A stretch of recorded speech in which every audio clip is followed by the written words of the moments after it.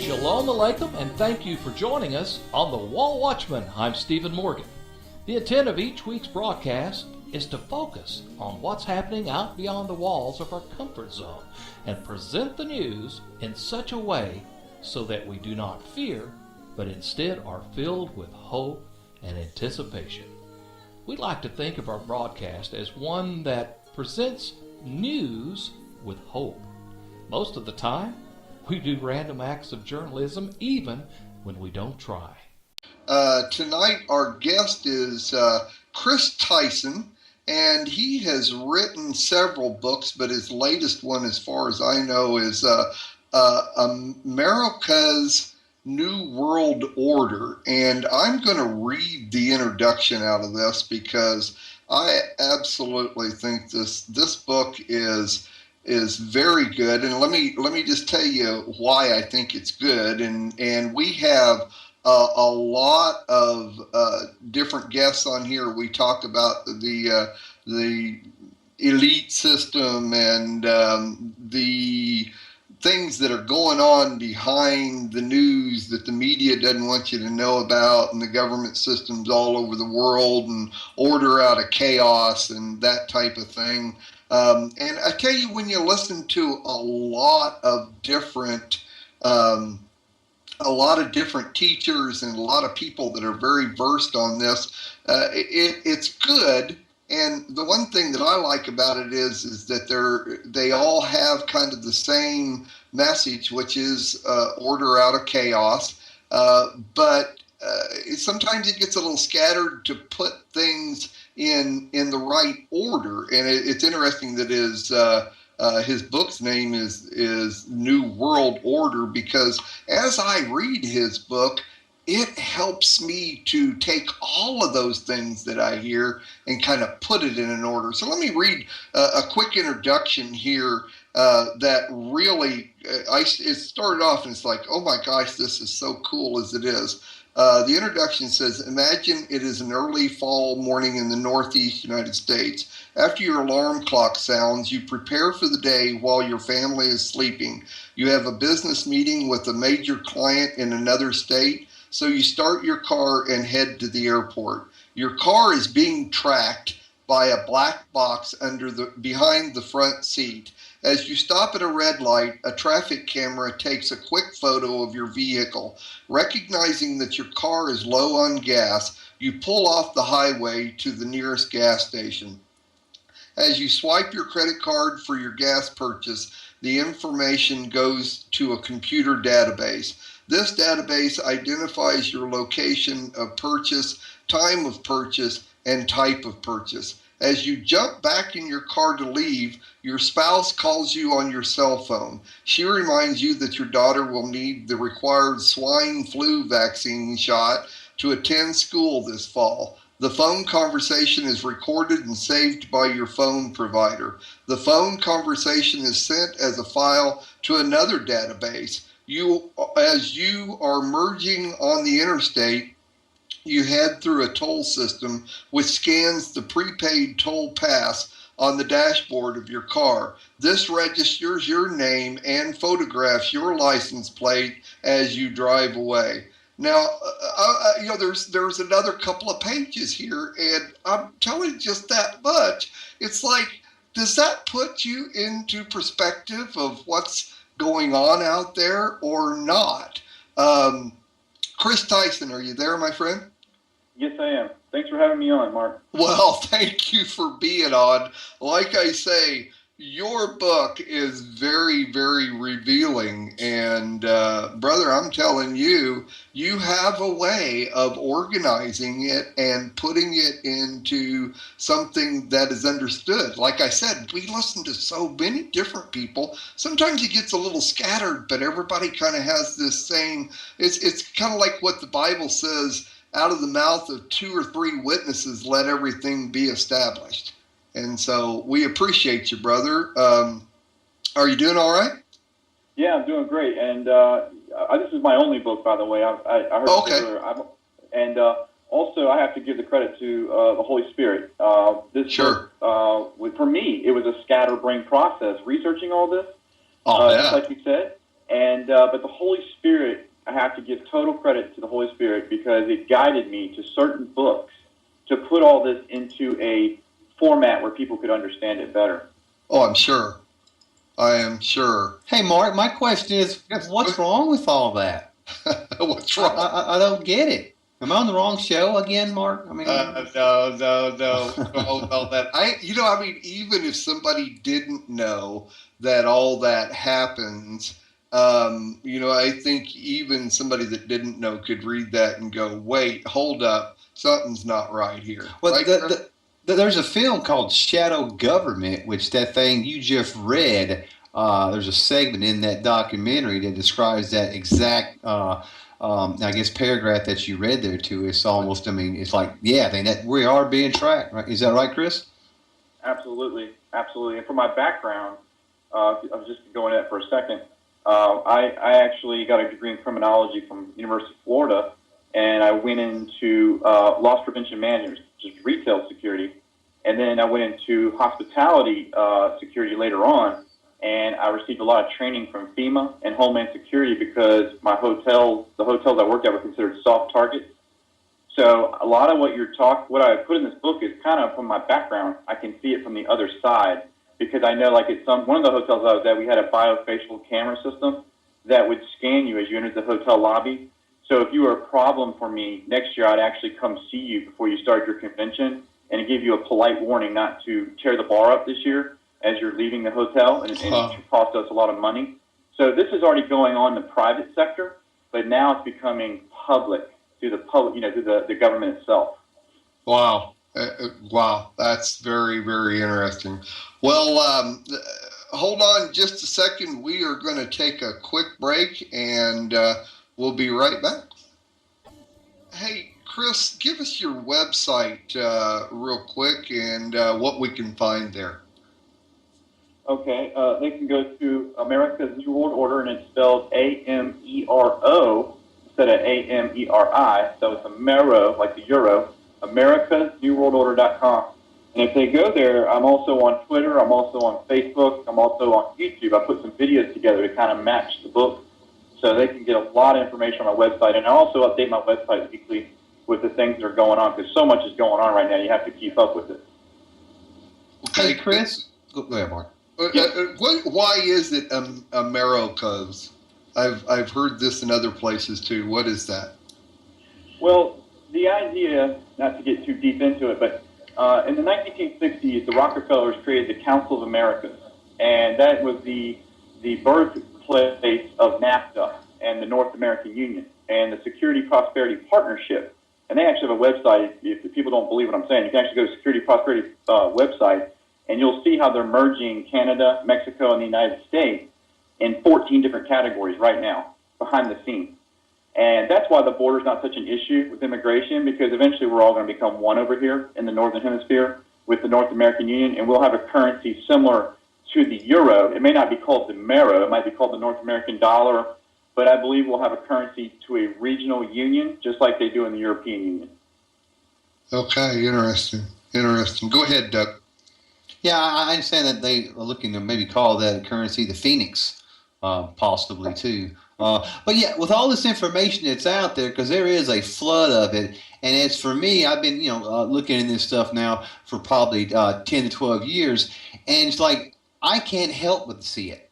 So I guess Chris, help me to understand why people that that I guess don't see it as clear as you and I see it, because when I'm on the net searching and looking up things, I can't help but to see what the enemy's doing with all the distraction of entertainment and sports and the politics and whatnot, and what they're doing as a distraction. And then you look over here, and there's all this other information is coming out showing you what they're doing and why they're using this over here as a distraction to keep your mind off what they're really doing, which is ripping the American people off and the world. I mean, how do the major population, how come they don't see this as you and I see it? Well, first of all, who are we dealing with? We're dealing with the father of lies and the father of deception, and this is his earth to rule for a short while. Exactly. Of course, God is sovereign over all this, as we know as Christians. He's omnipresent, omnipotent. But right now, this is his last stand. And time is getting short. If you're looking around, you can see things are starting to tighten, like you just said. But most people that I talk to, and I talk to anybody I can talk to about this, I try to bring up things that might be of interest to them, in their world, wherever their world is. And I usually get two reactions, Doug. I usually get people to get up and walk away and say, I don't want to hear this. Or I get people like, are you serious?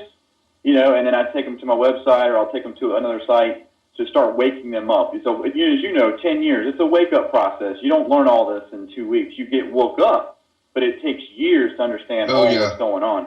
Oh, yeah. I'm 100% to that.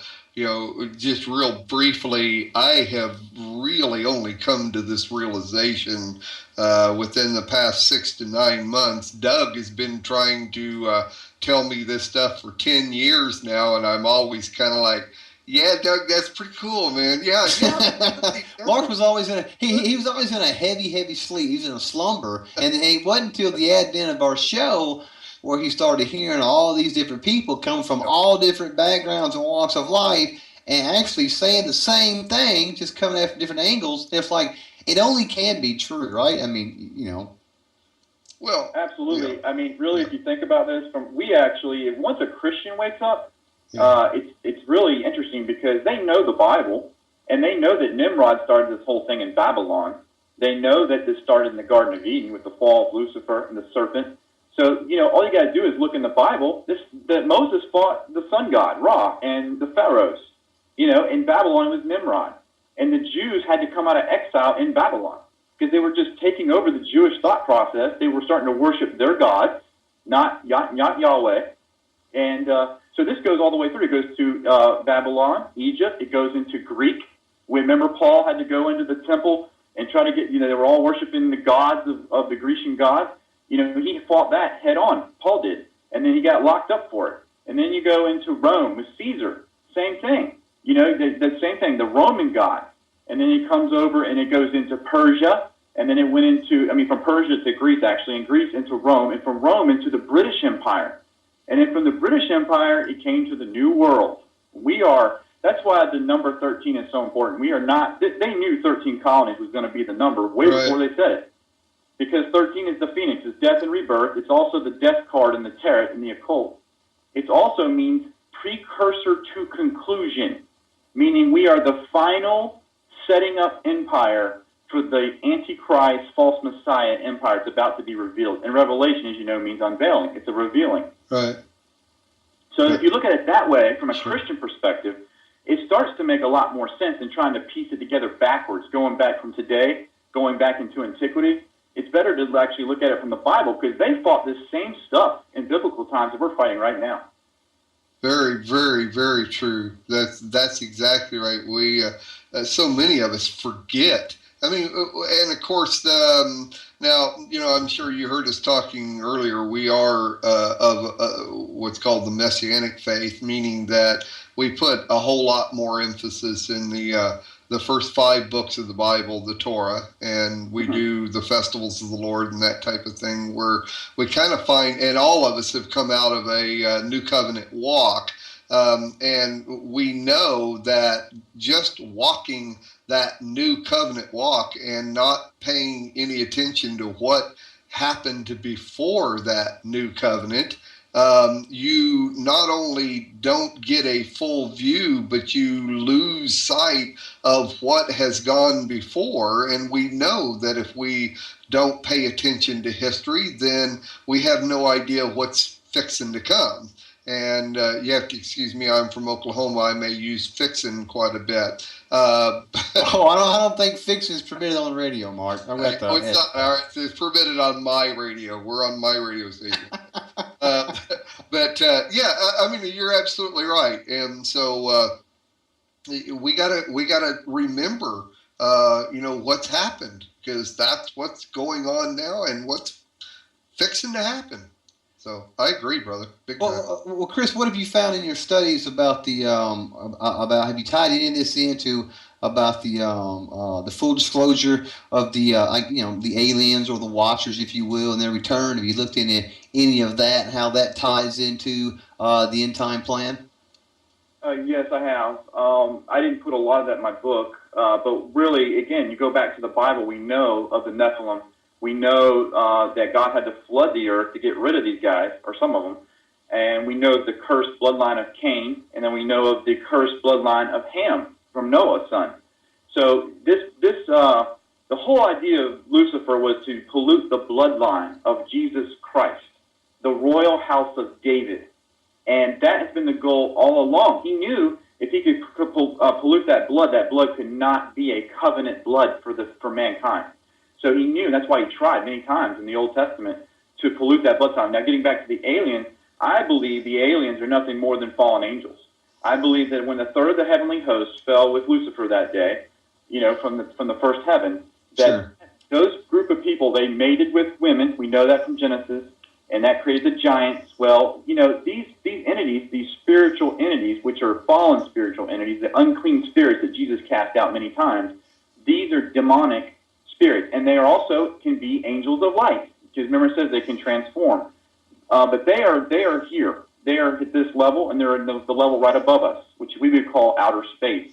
And that, I believe, that's going to be a huge transformation for mankind. You remember Ronald Reagan when he got up in front of the United Nations and said, if we were attacked by an outside enemy, that all mankind would come together? He's absolutely right. Sure did, yeah. Well, I look at it as the alien deception. It's an alien deception of these fallen angel entities.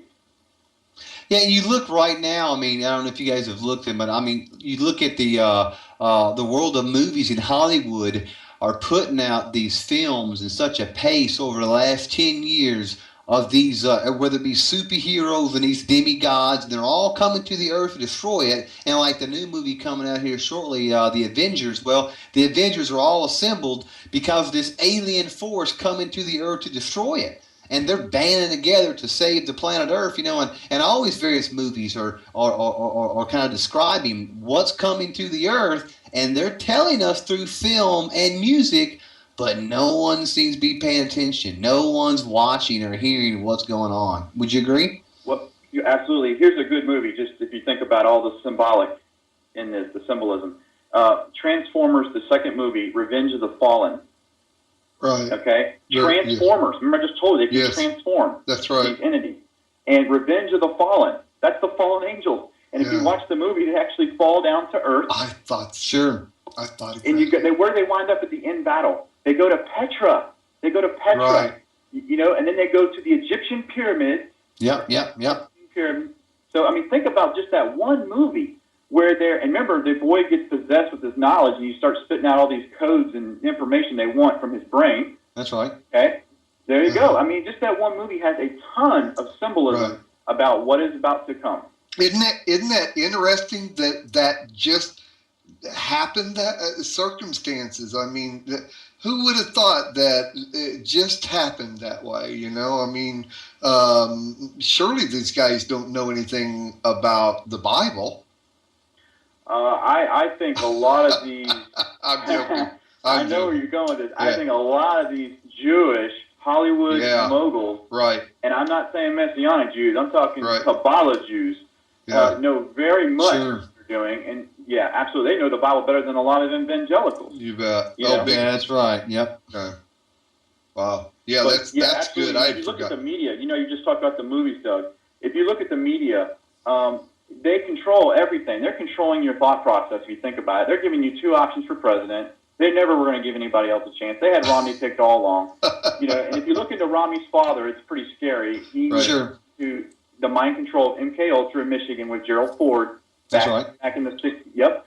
So this is basically a Manchurian candidate as coming in as president if he gets the presidency. And then the white horse prophecy of the Mormons. I'm sure you've heard of that. Sure. If you look into that, that's kind of scary. But that's what the Mormons believe. Some Mormons, some on the outer perimeters of Mormonism, not the core of Mormonism, but it's called the white horse prophecy.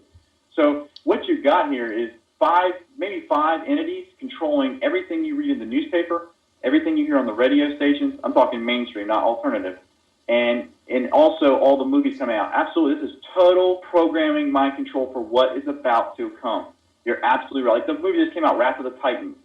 Yes, yeah. Right back out. Exactly. They just put all the Greek gods right out in front of us. Again, you got what's the biggest selling movies? Twilight, werewolves, and vampires. Right. Exactly. We can just go down the list. The Hunger Games. That's a post-apocalyptic world where there's no way to get food. Right. Right. And these are all movies, and those movies you just outlined are all movies geared at teenagers, already indoctrinating them, and even further down the line, but they're really hitting the teenagers heavy right now with the indoctrination of those films. Absolutely. And if I can get into real quick, Sure. Secular humanism has always been the goal of the Masons, always. And when the Pilgrims came over, there were Puritans inside the Pilgrim sect. The Puritans, it's in the back of my book, I actually put in there to show what I was saying. It's called the Orders of 1639. They actually wanted to rule Connecticut way back then with biblical laws, which is what you guys study heavily with the Torah. Right. The 5 books, the Levitical law, the Mosaic law. They wanted to rule Connecticut under that kind of a law structure. The Masons weren't going to have it. The Masons wanted to have a secular law system. And in 1776, with the Declaration of Independence, which is heard all around the world, was to create a separation between the church. And that's why you look at books by Thomas Paine, The Age of Reason, that's secular humanism. If you look at Thomas Jefferson's book, he actually took the miracles of Jesus Christ out of the Bible and called it the Jefferson Bible, based on humanism. Is that right? I did not know that. And guess where this came from? This didn't come from America. This came from David Hume of Scotland, Immanuel Kant of Germany, and Jean-Jacques Rousseau of France. These guys were the thinkers of the Age of Reason. They call it the Age of Enlightenment. And that's where the Rosicrucians came from, and the Templars fed into them, before them. But this is all about the Age of Reason, the Age of Man, because the number of man is 6. This is man on the throne. 666 is the man on the throne. And that's why you have books like Atlas Shrugged back in the early 1900s, where man becomes their own god. Mm-hmm. It's all about putting man on the throne. Each individual becomes their own god. And that's why in the back of the book I get into enlightenment. Because that's what the Kabbalah teaches, is that you can become enlightened, self-knowing. That's why it goes all the way back to Genesis with the apple. If you just eat of this tree, you will have knowledge like the gods. And who was selling that knowledge? The serpent. Uh-huh. Wow. See, it all connects, really, if you start really looking into it. Give that website out again, man. I just love the way you put the information all together in a little box, man, and it's good stuff. And get that book. Get that you book. bet. This book. This is a good one. Go ahead, give your website out, brother, and then we'll go to a quick break, and we'll be right back. Okay, it's America, AMERO, America New World Order.com. All right. Sorry about the sound there. I guess I'm going to need to learn what's going on. We've got once again, for everybody listening in, we've got a new sound system, and there's just some glitches that I'm afraid I'm not familiar with. It was short of the fact that maybe it's one of those rogue governments out there that's trying to... Hey, was you close to an airport? Was there a window open? I don't know. I thought maybe you were like in transit going somewhere. You're a mobile radio. I don't know what's going on with that, but I will have to tell you, now, we just brought some new people on to advertise with us, and Susan has written up our new ad, and Stephen's getting ready to get that done. But let me tell you what, I don't think anything we'll ever write or ever do beats that commercial by Nita. Her writing on that, she's got one line in there, one phrase that I think we need to start another show like this one, only use that phrase, which is cost-effective lobotomy. Because I think that's the greatest phrase I have ever heard, because really, if you listen to the mainstream media, if you listen to what's going on in this world, we have a lobotomy going on right here, huh? It is a cost-effective lobotomy. And anyway, I think it's great. So, well, let's bring you our other producers here. You guys have been typing in all kinds of stuff. So, anybody got any questions for Chris here, real quick? I do. Who do you see at the top of the pyramid? This one new world order. Chris, this is Gary Primo. Chris Tyson. Okay. It's a lot of organization. So much an individual. There is one person I'm keeping my eye on that is of a royal bloodline. But the organizations at the top of the Bilderberg Group, the Chatham House, the CIA, the Club of Rome, the Jesuit Order, the Knights of Malta, the Skull and Bones at Yale, the World Bank, the Group of 30. You probably never heard of them. You might want to look them up. The Group of 30, the Bank for International Settlements, and all your central banks around the world. A lot of the United Nations organizations are heavily involved in this one world system. You obviously got the Trilateral Commission. Everybody knows about them, and the Council on Foreign Relations in New York. But the United Nations has the World Health Organization, the World Trade Organization. The IMF is heavily involved in this, and they're trying to pump a global currency right now called the SDR, which is Special Drawing Rights. You might want to look that up. That tells you where all this money's going. It's going to be a digital currency, and they're putting a lot of money into special drawing rights now at the global level as the backstop. Because right now, see, the Federal Reserve System right now feeds the money system of the world. Sure. When the world needs money, the Federal Reserve releases money. But that's about to change, and that's coming from George Soros' mouth. He's a globalist, He said that this is all going to be moving over to the global level, and that they will be the money printer for the world, not the United States anymore. When that happens, by the way, the dollar is going to just go way down. It's going to cascade down. Do you see that happening sometime this year, the dollar crashing, according to a lot of sources from Lindsey Williams? I see a lot of problems with the dollar coming up, yes. I don't know the exact window, but I do see, well, the reality is, if you know, my brother's a stockbroker, the reality is, he's been keeping me abreast of this kind of stuff. The Wall Street crashed in 2008. It crashed. When the Dow went down that day in October, 900 points, it was a small crash. And what they did is they printed money for the last 3 years with QE1 and QE2 from the Federal Reserve to prop up the system that had already crashed. And so really we're already in a crash system. This is not a recession. This is one of their big lies they keep putting in front of you every day. It's recovery, recovery, recovery. Did you know if you look at the real numbers, the job numbers, those are not the accurate numbers? You don't have 8% unemployment. If you go back to the numbers that was used during Jimmy Carter's era, the numbers are much higher than that. There's a U6 number and a U3 number, and basically that we are going through a mild crash right now, and that's why the gas isn't going up. Your dollar is going down. Sure, that's what's happening. But I love to answer your question. Now I will add one thing to this, because he's asking who's at the top of the pyramid.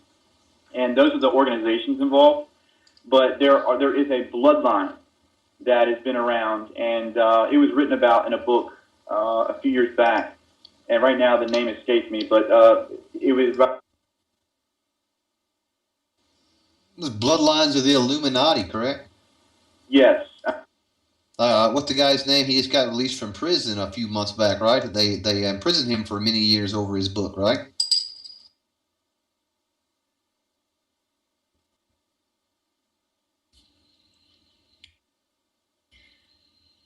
But there's a lot of truth in that movie. Sure. Not the fact that Jesus procreated with Mary. This is the lie they're going to bring out in front of the world, I believe. But we know that's not true. But they're going to use this to connect the Holy Bloodline to the Sinclairs, the Stewarts, and the Spencers. And if you look into that bloodline, there's a goddess Diana sitting over there on that bloodline. And the world loved her to death. and it was the most watched wedding in the world back in the 80s.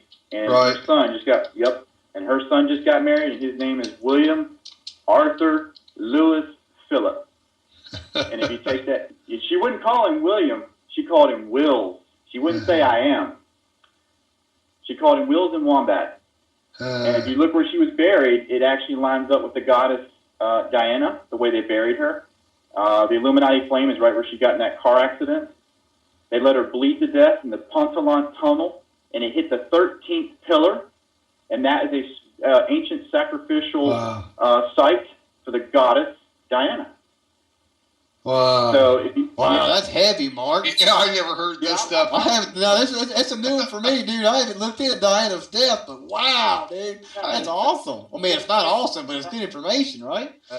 Yeah, really. The world stage in July at the Olympic Games, which we also know as the pagan Olympic Games, that was big in the Grecian Empire. The whole world will be watching, and you'll have the 60-year jubilee with the Queen Mother, and then you'll have the Will I Am standing right there next to her at the 60th Olympic Games in front of the whole world. Wow. Man, that's heavy, Mark. Yeah, it is. Very much. Okay, April Novoa has a question for you, Chris. Hi, Chris. Hi. Okay, here's my question. Barack or Romney, what do you think? Do you think they're kind of two sides of the same coin? Absolutely. They're both controlled in different ways. Mormon faith, just to get into that a little bit, was founded by Joseph Smith and then Brigham Young. And those guys were both high-level 33rd degree Masons. Yep. So they don't even call their church a church. It's called the temple, like the Knights Templars, like the Temple of Solomon. So the whole system of the Mormon church, we see it differently, and I'm not going to bash that right now, but we know that it's got a founding on Masonic principles. So whatever Romney does, yes, he will be eventually controlled by the same groups, which are the Council on Foreign Relations, the Trilateral Commission. Barack Obama is a puppet of the Council on Foreign Relations. The day he got elected, the Masons threw him a massive party, the Prince Hall Masons, which is the Black Masons, and the Masons themselves. It was quietly done right after he got elected, put into office. So, yes, they're both puppets. I don't see Barack Obama being the world globalist leader. He's not of the right bloodline. He is in a bloodline, but he's not of the purest bloodline that I just went into. Because, see, the Priory of Sion has protected that bloodline. And everybody says, well, it doesn't exist. The Priory of Sion doesn't exist. The Priory of Sion does exist. And it's actually not the Priory of Sion. It's the Priory of Zion, Z-I-O-N. And that should kind of tell you where it's at, because being in the Jewish Messianic movement, you'll know exactly what Zion means. Sure. Yeah. Well, it's interesting. Now you're saying this, I'm kind of thinking a little bit different, and I've been real heavy on the fact that, it's all just ready set for Hussein Obama, but really, if they're the elite, if the people behind the scenes are ready for something different, they've already got things set with Romney. There is a possibility. I know that what's his name just bowed out today. What's the other candidate? I don't even keep track of them. Santorum, yeah, just bowed out today. So Romney could be getting set up to go in, and I already thought that all that was out. But the more I listen to Chris, it's like it could be either one of them, whichever one they've got set.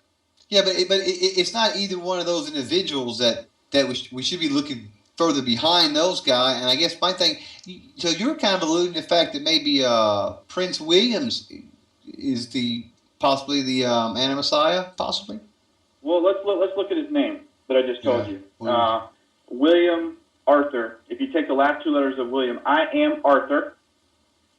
William Arthur Louis Philip. Louis is King Louis, the Mary Jovian, the Sorcerer King bloodline of France, of Gaul, which is also connected to Charlemagne, the Holy Roman Empire. You got Philip of Macedonia. He was the father of Alexander the Great. There's your Greek Empire. You got Arthur, which is the legend of King Arthur. He will return up in the Irish, Scottish area, and he is connected with Merlin, the false prophet. the magician who will call down fire from the sky. And then you've got, and then William, obviously, is Will I Am. So, yes, he is also the 1,000th Knight of the Order of the Garter, which is the worldwide head of Freemasonry. And I call the Order of Garter the knight. That's basically the table of Arthur, the King Arthur's table. So he got in. Someone had to be put on hold so he could become the 1,000th Knight. Sure. And I mean, have you ever heard the Knight talk about the 1,000 points of light? That's connected to all this too. He's the 1,000th Knight of the Order of the Garter. Well, I believe there's anybody that's been predestined and pedigreed. It's William. Yes. Absolutely. Well, let me just say this is actually I think, ringing in every one of us' ears here, or most of us, because my rabbi, who all of us have heard teach, has been saying for many, many, many years, and there's even been I know one book written on this, but he has a lot of teachings, both in recorded teachings, but also in articles that he's written several times, that actually it's William's dad that has all the different signs, everything that has to do with, Prince of Wales and all that type of thing. So, I mean, if it's not his dad, it could easily be William. I guess it's just right there. So, well, the problem with Charles is he doesn't have the blood of the Spencers in him. Okay. That came with Diana. Well, you sent me your book. I'm going to turn around and send you some of the articles that he's written, because I think this is very interesting in that you just happened to bring that up out of nowhere here. So I like that a lot. But I'd like for you to read what he's got to say too. I think you might find that interesting. But go ahead. Okay. I'm sorry. Go ahead. Yeah. Basically, if you look at William, even like where he was educated at St. Andrews, it's over by Roslyn Chapel. If you know about Roslyn, that goes also Da Vinci Code. He was like a few miles from Roslyn. Right. He also he was getting esoteric teaching while he was also getting educational academic teaching. He changed his major from world art history to world geography, so he could know the lay of the land. Sure. He also has been in 3 branches of the military. Remember now, Revelation says he is a fierce king. Right. He has military knowledge, military background. Right. He has symbols all over him. His helicopter is called the Sea King, Poseidon. Right. He wears the goat of Mendes on his jacket, his flight jacket. I'm serious, the Baphomet. Say that again. He wears what? The goat of Mendes. The goat of Mendes is on his actual flight suit on the right-hand side. It looks like it's a goat, which is the satanic goat of Mendes, the upside-down pentagram. It's right there on his jacket, his flight jacket. Do you remember back in the 80s, the movie came out, Omen? The Omen? Yes. Okay, if you take pictures of William when he was little, and you look at that movie, it's unreal. I didn't put that together, but so you actually love these movies, man. I bet with everything that you've studied to know, it just kind of makes your blood tingle there to see some of these things they come out with. Yeah, well, I mean, again, the Holy Spirit. Sure, I understand. I understand. I agree. Yeah. I agree. But it absolutely. If I was looking for someone to come up on the world stage in the next few years, and he turns 30 this year, sure. Right, by the way, and that's the year Jesus started his ministry as well. Right. Yeah, very interesting. Okay, Susan, you've had a couple of things here. Have you got? You had a question there, or April again? Either one. Susan. Oh, hi, Chris. It's Susan talking here.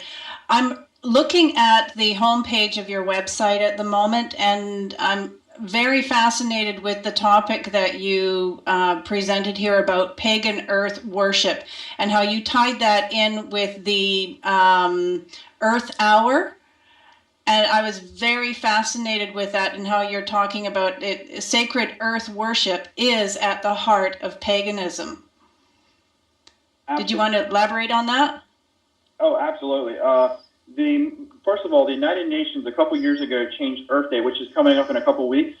Earth Hour always comes before Earth Day. The United Nations declared it Mother Earth Day a couple years ago. Now, that's huge. All the people in the occult caught that. Mother Earth Day means Gaia, G-A-I-A, which is the worship of the earth. Now, why is this important to the elite? And it's written in the Georgia Guidestones as well. Save the earth. That's one of the commandments on the Georgia Guidestones. April, you know about that? Yeah.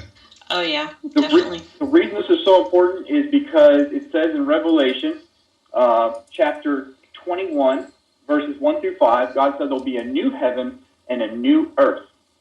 And this is Lucifer's last stand. This is the Satan's last stand. He knows that once this earth is gone, he's out of business. Yeah. So that's why all the elites, and if you go into any corporate meeting now, they all talk about we need to be green. We got to go green. Because they're trying to save and preserve this earth, because once this earth is gone and God creates a new heaven and a new earth, they're done. And they know this. The elite know this. So do the Satanists, the Druids know this. See, so all these, the Wiccans know this, the witches know this. See, this is all connected to earth worship. And if you look at the pentagram, you know, the upside down star, Sure. it's earth, fire, water, and ether, the elements of the pentagram. So yes, this is absolutely heavily into paganism, and most Christians don't know it. They've got the recycle bins out front. They've got the green bags at the grocery store they carry around, and they're actually aiding this process. Now, I'm not saying pollute the earth, throw stuff out your car window. That's not what I'm talking about here. I'm talking about people who are actively, you've got some evangelical Christians that are right at the front of this green movement. And they, like you said, Doug, they've been indoctrinated. They don't even know what they're doing. Because there is going to be a new heaven and a new earth. You're not going to be able to save this earth. So this whole Save the Planet stuff that's coming from the United Nations and Mother Earth Day and Earth Hour, where you turn your lights off for an hour, this is all tied into paganism. Sure. Yeah, see, they believe that there's a bus going to come get them. Didn't we talk about that last week, Mark, about a bus coming to pick them up? No, we won't get into that right now. Oh, we won't get into that? Okay. Not right now. That's okay. All right. Listen, It just sounded appropriate. Chris, can you stay with us for at least another 20 minutes or so? Oh, absolutely. Sure. Okay, let me go to a quick break here. Doug, I didn't even think we go there at all. But all right, everybody, we'll be right back. Hey, Chris, are you able to take this into the churches much? I have not been able to get into that market. I think that I'm going to let God lead me into that market, because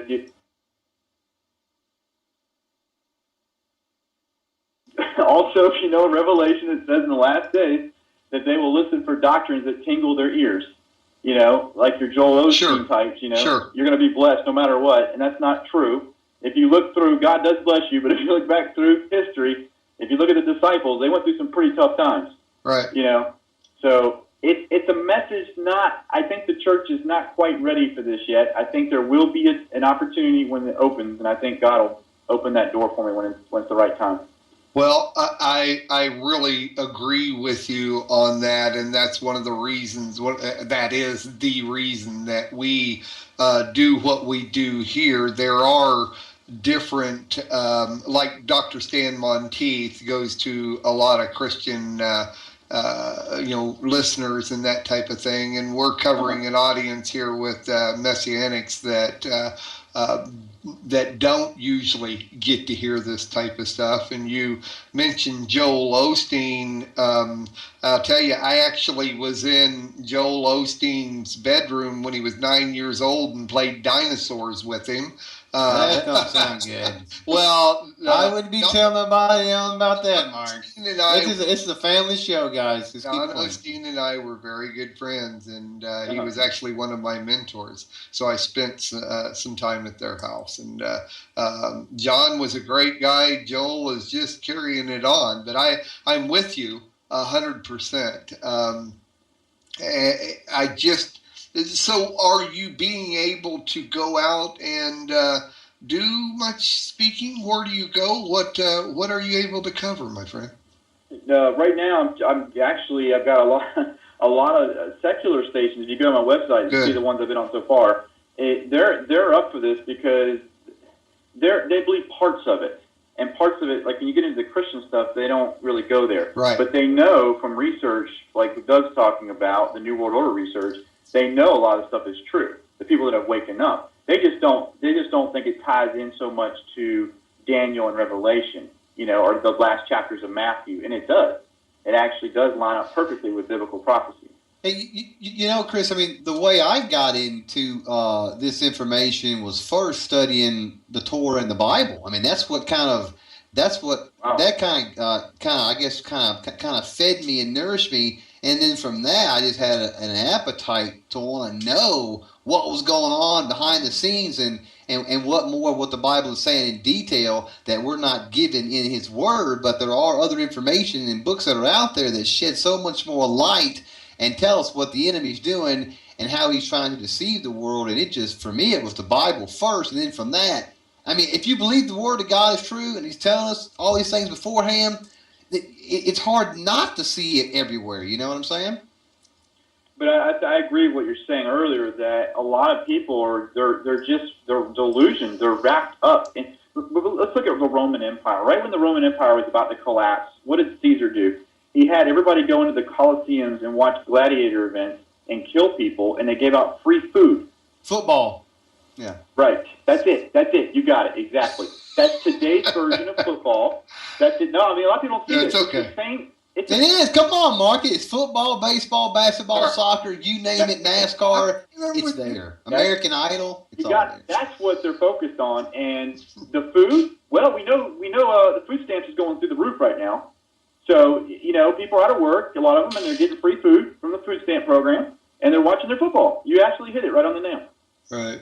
Actually, it's the same thing that happened to Rome, right before Rome burned. Right. Right. So, yeah, everything's been taken out of God's hands. Of course, this past week on NPR, I heard an article about how the food program in a lot of schools, they're now feeding them supper also. And wow. I mean, it's like who was it? One of the big name talk show host was just really coming down on the fact that the parents can't take care of their kids, and we're just taking care of them. It's out of the church's hands, and the whole thing has been for a long time. But what they've done is the separation of family. You get in the home and drive a wedge between the family. Take the man away from the home, from the farm, put him in the big cities, put him in the industry and working, or now the office building and whatnot. And take the mom out of the home as well. Kids go to the daycare. The nanny state begins. The indoctrination begins right there, and we're all really a product of this. I mean, a lot of us have now waken up to this, but we're a product of that. I mean, I wasn't daycared growing up as a child, and my children aren't that way now. I know yours aren't, Mark, and all the producers, their children aren't either. But most of Christians, they're all just they're two-parent workers, daycare, public school system, and then on the higher indoctrination, which is your universities and whatnot, and then they pop them out into the work field to go to their jobs and be a robot, for the greater good of the elite's plan. That's it. Okay, April, got another question here. Hey, Chris, it's me again. What are your thoughts on social media? Do you believe that is not only a really good way to track us and find us all, but also to infiltrate the minds of our youth? I believe, it's dumbing down the youth. Yeah. You only got to text 5 lines or 140 characters on Twitter, your vocabulary is going to drop. Right. Also, I think that Facebook has been tied to the CIA and NSA for years. Mm-hmm. I think that Google, which is run by Eric Schmidt, he's a Bilderberger. Okay, I think he's been running that thing. They've been collecting data on you on the Google and AOL and all these other sites. They've admitted it. It's come out mainstream now. They've been tracking all your searches and all your data. That's why when you type something in, you'll see an advertisement come up on the right-hand side that's close to your search, because they know you. They're creating a dossier on you. So yes, all these people are, they're hitting like 500 like buttons on Facebook. So the government knows everything about you. They know you like horses. They know you like to play baseball. They know you like ice cream. I mean, you're basically giving them a perfect spreadsheet of who you are and what you like and how you spend your money and how you spend your time. So yes, it's very scary. But it's not just social media. They're doing this through your purchases with your credit card, your debit card. There's a thing on the back of your card. You turn it over. It says Interlink, and that's a database system for Visa, MasterCards, and all these other cards. So they know. Let me give you an example real quick. When I was in my former role as security director, I had the CIA show up one day. They said, "I know we got a man on a certain floor Right now, he's up in your hotel. He's under an alias name. And I said, how'd you know that? He says, because we tracked his debit card purchases all the way down from a higher, he was like 4 states up. And we tracked him all the way to this hotel at the front desk. Wow. And now, he knew this before I knew this. Yeah. So I went up there, and he issued his warrant, and then went in and got him. Now, I mean, to me, that was a wake-up call that day. I was like, wow. They basically just tracked his purchases. So that's just one way. Your phone, AT&T has been spying on your phones for years. This came out on a PBS documentary a few years back. Type in AT&T. There's a hidden room out in San Francisco. It's in my book, but they were actually taping conversations and holding data and handing it over to the government. So, like, if you use buzzwords, they know they start tracking you as soon as you start saying buzzwords. Right. I've had them click on my phone a few times when I was talking to someone about some of these, and some of those buzzwords came out of my mouth, and I heard them click in on my cell phone. Sure. Wow. It's scary. Yeah, We're already in Big Brother. They've been setting this up behind the scenes for years. We are in Big Brother right now. 1984, George Orwell, and Brave New World by Aldous Huxley. We're living it right now. Yeah, I agree. I have been for quite some time. It's just, I don't, I mean, it can get, if you want to use the word worse, but we're already well into it. It wouldn't make any difference if you took yourself off the grid one way or another. They would, just like the intro that I read, all you got to do is drive through a stoplight, drive through an intersection. You think you're off the grid, but you're right there on the grid. I mean, there's, my gosh, I'm thinking of several other movies that are out there that I think watching a few of some of the other movies that I've seen was when Doug was telling me, a few of these things, and then I saw a couple of movies, and I'm going, man, he's absolutely right. I mean, it's just, you don't even have to get on your cell phone or internet or anything like that. It's all right there. So. Yeah, there's a movie, Mark, called Eagle Eye. Eagle Eye, that's the one I was thinking of. Yeah. And also one that Bruce Willis did called Live Free and Die Hard. Mm-hmm. is exactly the same thing, where they were watching every step that they were doing. Yeah. As a matter of fact, I have both those movies, so very familiar with them. Haven't seen the Eagle Eye, Mark. Not familiar with that one. It's a good one. I'm not sending it to you. You just got to go rent it. Okay. I was hoping Chris would send me a book. Did you get a book, Mark? A bookmark? No, not a bookmark. A bookmark. One of Chris's books, man. Well, I'm definitely going to go on and tell you, man, I'm going to purchase your book and have that in my collection, because I'm sure a lot of stuff I've already looked at, but the way you've put it all together here and talking to us, and if you've done that way in your book, which Mark has alluded to, then I can't wait to read it, man, and definitely share it with other people for sure. Because you put it together well. He really does. Can I get into a couple things real quick? You go right ahead, brother. You got the time. You got the air. Okay. Go. I just want to kind of explain where America came from real quick and Sure. how it's tied to ancient Atlantis. Okay. In the secret societies of Europe, they called America the New World Order. And Christopher Columbus didn't discover America. There was already 40 million Native Americans living here. And he was, if you look at the flag on the Santa Maria when he came over, there's a Templar sign on the actual sails. So he was indoctrinated as well, Christopher Columbus, if you look into his story. But anyway. Christopher Columbus, man, we love Columbus Day. What are you talking about? No, I'm just being funny. Okay. Every hero in history in this country, look back into their history, and most of them are Masons. I'm not kidding you. Davy Crockett, Jim Bowie, Kit Carson, the first man on the moon, all of them are Masons. But anyway, hey, Mark, hold on, Chris. Mark, we know a guy named Mason, don't we? Mark? Well, let's get into the New Atlantis. I want to go into that real quick. The secret societies call it the American experiment. And what they meant by that was out of many one. And it was going to be a new order of the ages. And that's what you see on the dollar bill on the left-hand side underneath the pyramid. It says Novus Ordo Seclorum, which means a new order of the ages. And what they're talking about is a new secular order, a new earthly order, a new pagan order of the ages. And when they're talking about ages, it means they've been working on it since Babylon, Egypt, Persia, Greece, Rome, the British Empire, and we're the final finisher of this empire. And it's a separation of church and state that I went into earlier. And on the others, all our other money, you see e pluribus unum, which means out of many one. So we had 13 colonies, then we had 50 states come together out of many one. And then now you're going to have 3 nations come together, which is Mexico, Canada, and the United States. And by the way, all around the world right now, you have the European Union, you have the African Union, you have the South American Union. These unions are already formed. They're already created. They're already operating right now. Would these be the 10 horns that I spoke of? That's what I believe. That's what I believe, Doug. I believe from my research, because it says that these 10 kings will get their power within the hour in Revelation 17, verse 12 and 13. And I believe these kingdoms are being set up quietly, and it says they'll get their power really quick when the Antichrist steps up to the stage. And that's why you're not hearing anything about the African Union. That's why you're not hearing anything too much about the South American Union. But they've already set these things up. The South American Union modeled their union after the European Union.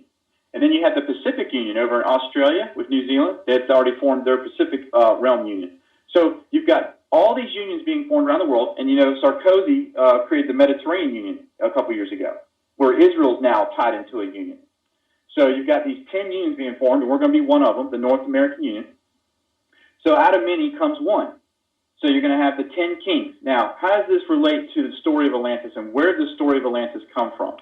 The story of Atlantis comes from Plato, but actually it does not come from Plato. Plato got the story from Solon. Solon got the story from the Egyptian mystery schools. The Egyptian mystery schools got most of their knowledge from Babylon, the ancient mystery religion. That is where the story of Atlantis comes from. If you want to talk secret societies, it comes back all the way to the source in Babylon. And the story of Atlantis, the ancient Atlantis, is the model, I believe, of the new Antichrist kingdom. They had 10 kings in Atlantis, and they were all related by bloodline, which is what you see. The elite are all connected by bloodline. They worship the statue of Poseidon in the temple. And in Revelation, if you do not worship the image of the beast, you're in trouble in the end times. And that's the golden statue of Poseidon in the temple. They had also a commonwealth. They had the rich and the poor. And the 10 kings were very rich, and they were all sons of Poseidon. And Poseidon, by the way, mated with Cleito. Poseidon being a god, Cleito being a mortal woman. So there's your hybrid bloodline right there that everybody talks about, the Illuminati. The Priory of Sion. So anyway, you have religion. Also, the people that were in Atlantis were enlightened, a lot of them. They were self-worshiping, self-knowledge, the Kundalini serpent. But anyway, the military was set up as they would vote as the kings who they were going to attack, a majority vote. And if you look at the United Nations Security Council today, you have the same model at the United Nations Security Council. You have so many votes at the table, and then they decide who they're going to go get. And they did this with Libya, with Gaddafi, and now they're going into Syria. And that's why Hillary Clinton's working overtime right now trying to get this passed through the United Nations with the vote to go in there and use force in Syria. And then the final attack, I believe, will be going toward Iran. So you have a lot of the similarities between ancient Atlantis and what we would call the New World Order being formed around the world right now.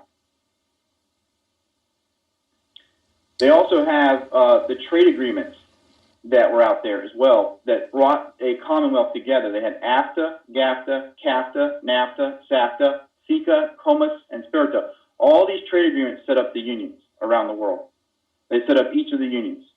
So like for the United States, it would be NAFTA. For South America, it would be SAFTA. And this is where all the, when the European Union was created, it was created with a trade agreement. And from the trade agreement, it formed into a union over time. And that's why NAFTA was such a big deal. That's why Henry Kissinger said it was such a big deal. Because with NAFTA, you had this first stepping stone of the North American Union right here on our soil. But as you look at also the symbols on the dollar, it kind of tells you about ancient Atlantis. You have an omega symbol over George Washington's head. And if you look at that omega symbol, that means the alpha, the omega. That means we're going into the final empire. And America was the one that was going to be setting that final empire up. So that's why you have Novus Ordo Seclorum on the dollar, a new secular order of the ages, and E Pluribus Unum, out of many one. Well, man, Mark, I'll tell you what, man, that is, Chris, you have done an excellent today. Good stuff, man. We're impressed. As a matter of fact, you probably guessed we do this over Skype, and with all our different producers we have on here, I have seen them type in several times. This guy really knows his stuff. So, I give credit to the Holy Spirit. Yes, I understand, brother. You've got to be committed to wanting to know these things, though. So, one more thing, Mark. Chris, can you give us a little ray with all that you just given to us and people listening? Give us some hope if you can, my friend. Yes, absolutely. And in the last chapters of my book, and you won't catch this from my website because I did my website a certain way because the Holy Spirit told me to do it a certain way. But yes, there is hope in all this, and the hope is Jesus Christ. Always has been, always will be. Prophesied from the beginning of the earth, and He is the Alpha and He is the Omega.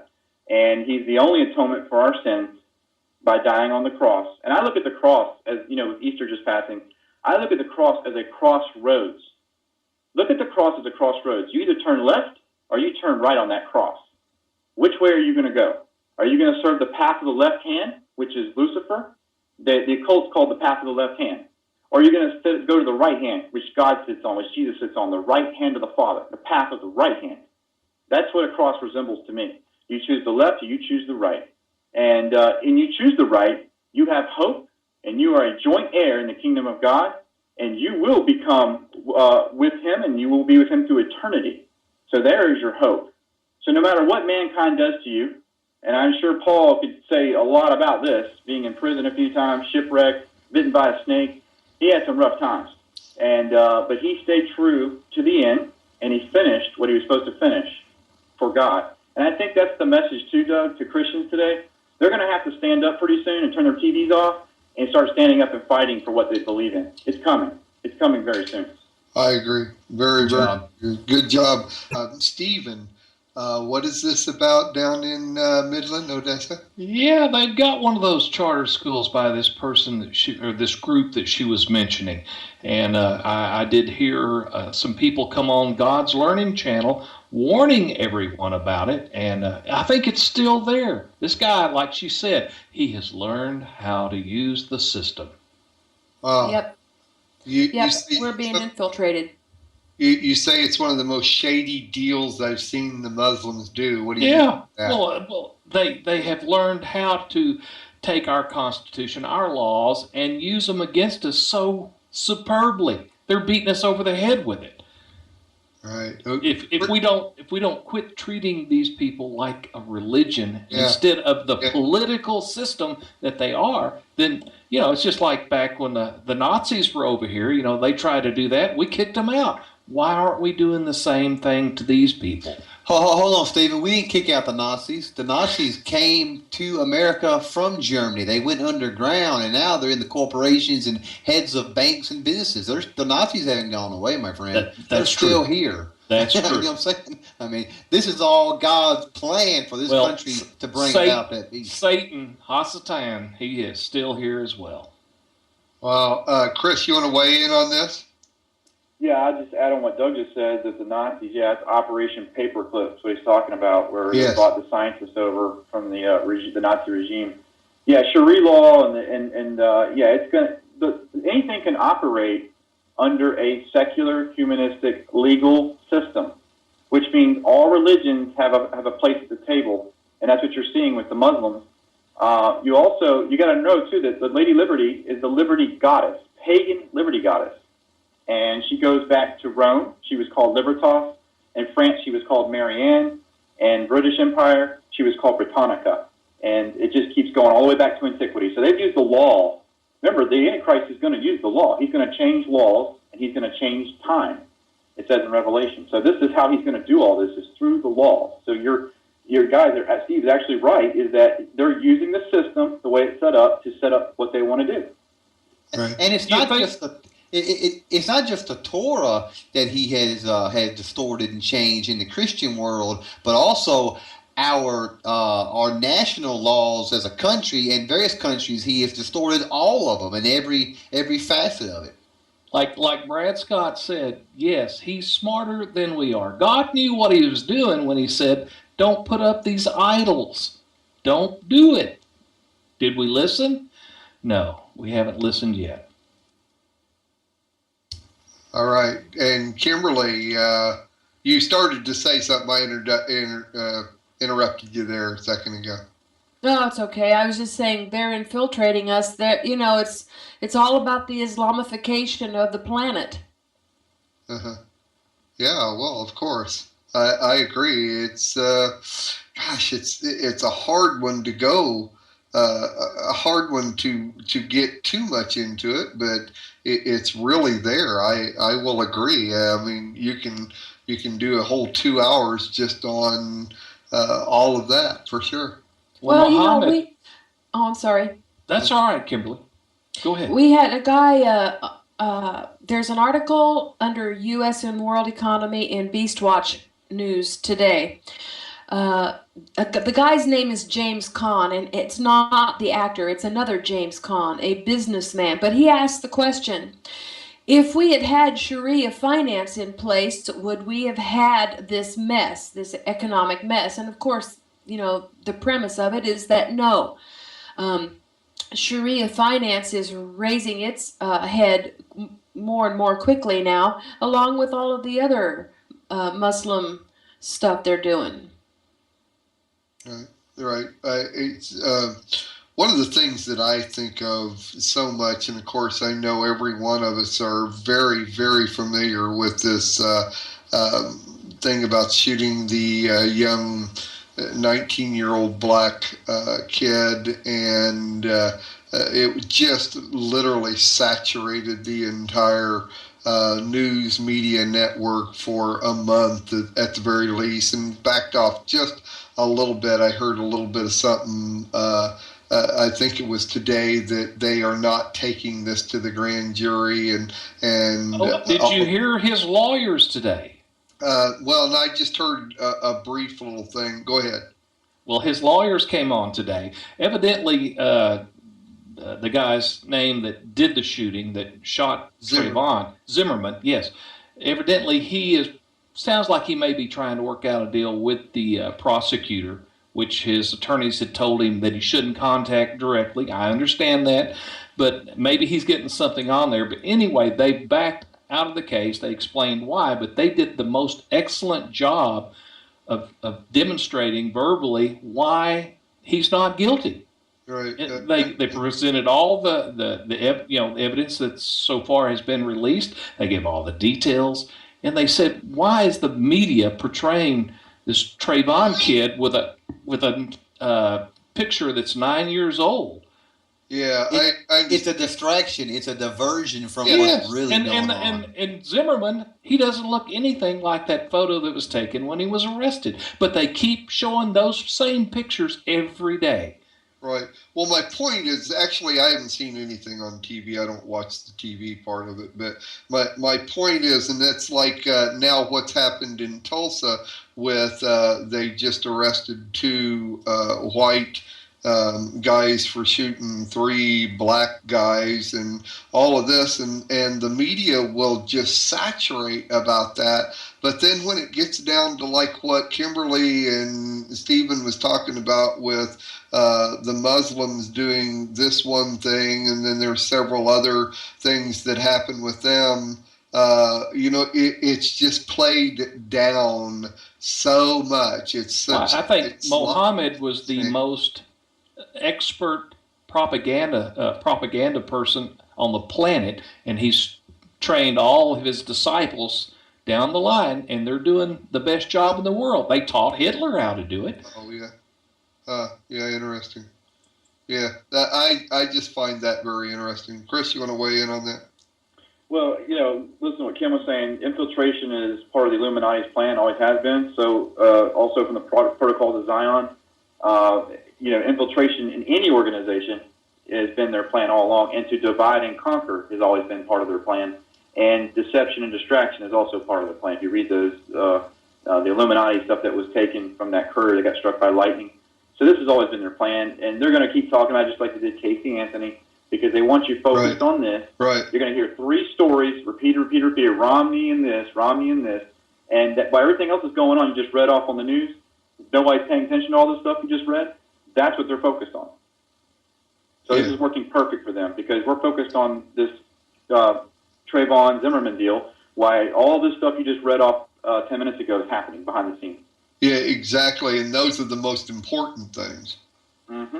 Yeah, it's a dumbing down by far. And it's been happening for a long, long time. And it's like what I was originally kind of pointing out is that I am a huge victim of the dumbing down, and that Doug tried to open me up, and several other people have tried to let me understand it. And it's not until I go start seeing different people and how it all starts working together that I even paid attention at all. But I think that the number one thing that comes out of this, of everything that we hear, and we haven't really talked about this, that I'd like for you to maybe speak on a little bit, is that idea of order out of chaos. And I think we have, in almost everything that we talk about, I think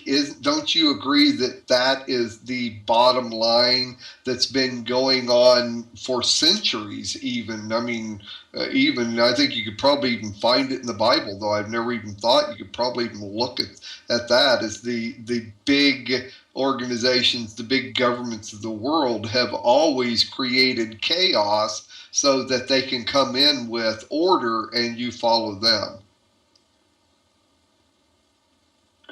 You're asking me? Absolutely. Yes. And that's what Hitler with the Reichstag building burning down to the ground, right. That created him as Fuhrer.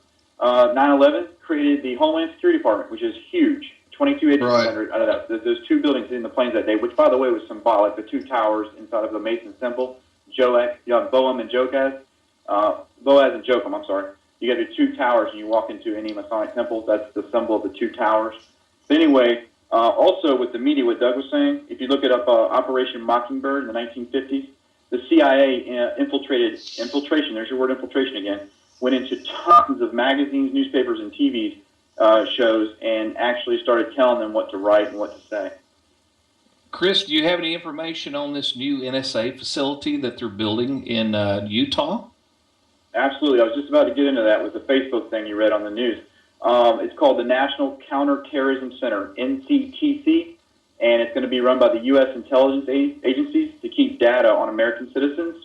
Doesn't matter if you're a terrorist or considered even a possible terrorist, they're going to keep data on all American citizens and legal residents, and they're going to hold this data up to 5 years, and it's going to be run through NSA, and it'll be a massive data mining center, and it's going to be built in Bluffdale, Utah.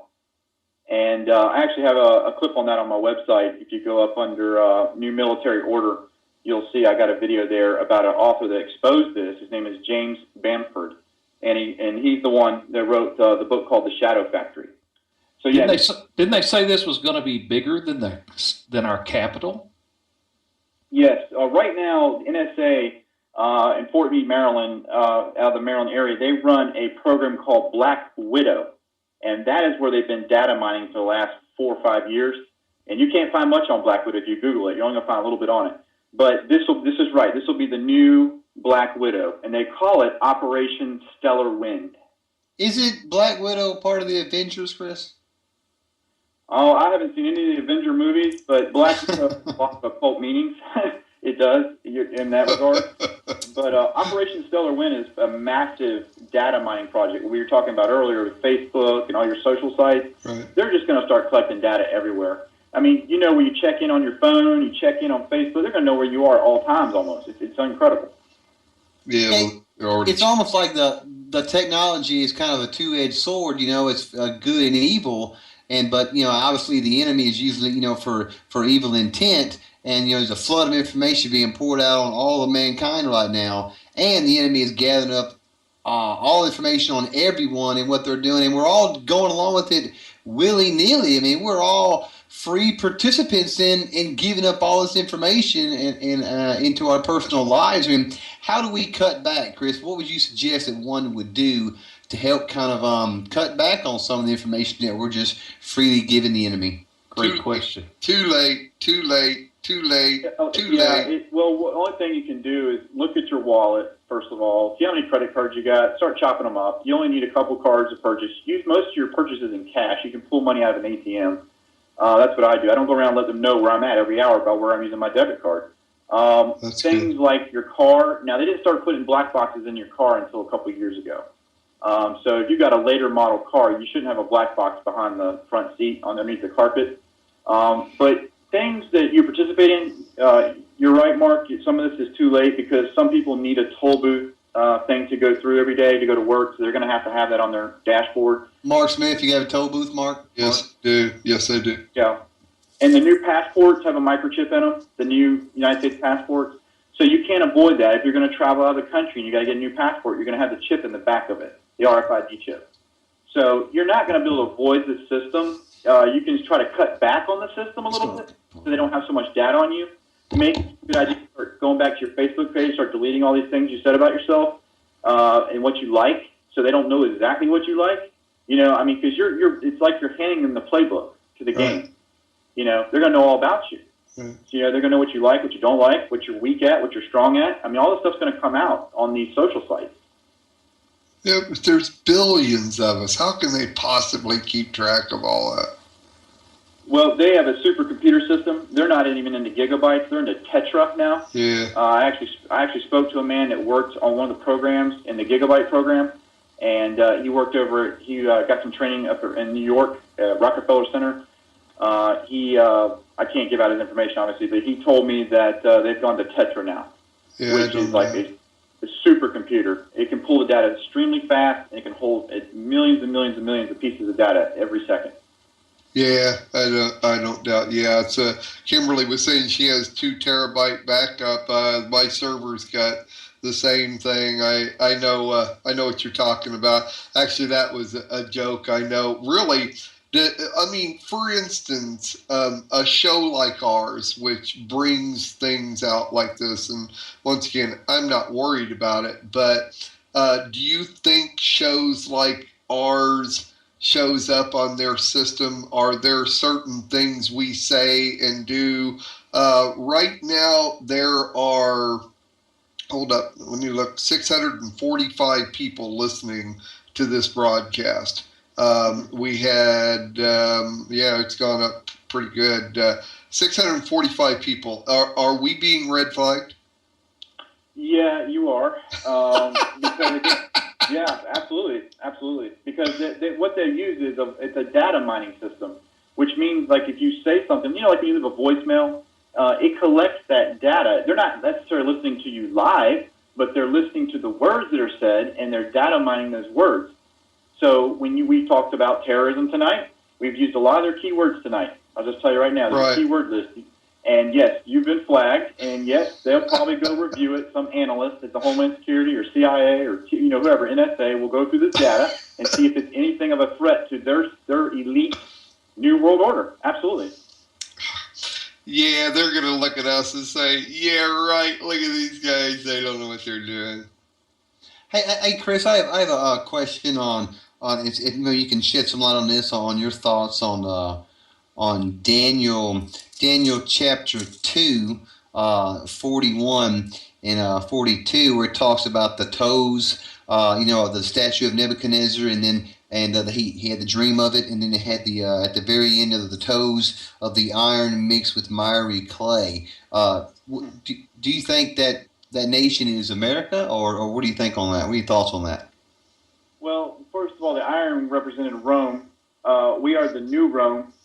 If you don't believe it, go look at Washington, D.C. It was built on 7 hills, just like Rome. Actually, every part of that Washington, D.C. is built on 7 hills. They were even going to name the Potomac after the river in Rome, but they changed their mind at the last minute. But yes, we are the new Rome, so we're part of that iron.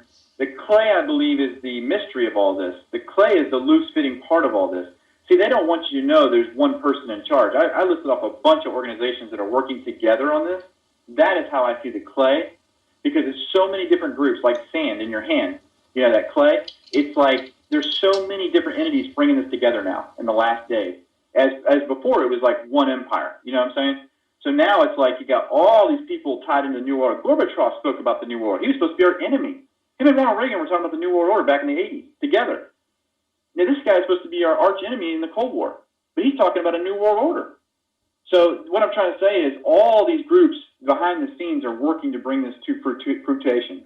And that's what I see the clay as. I see the iron is always going to be the iron, which is Rome. You know, the Jewish people wanted Jesus crucified, but the Romans nailed him to the tree.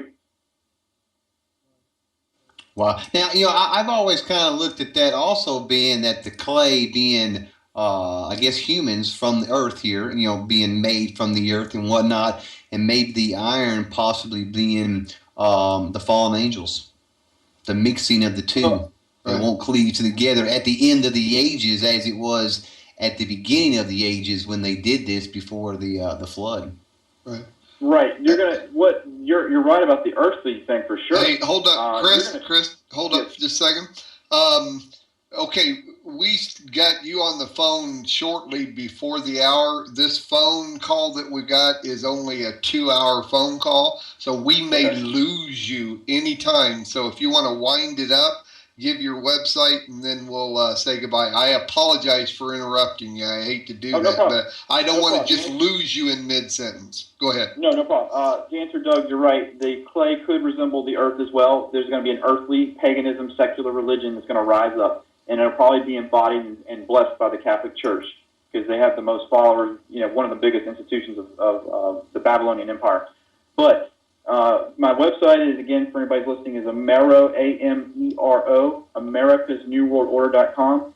And I want to thank every one of you on the call tonight because you have a whole bunch of you there for having me on. I appreciate it. Well, we really appreciate you. We've had several different people. We've even had Dr. Stan Monteith on our show. He is a great guy, and we'll have him back. But my big question to you is, would you be interested in coming back if we asked you real soon? Sure, no problem. I think we could do 2 hours with you on a regular basis, my friend.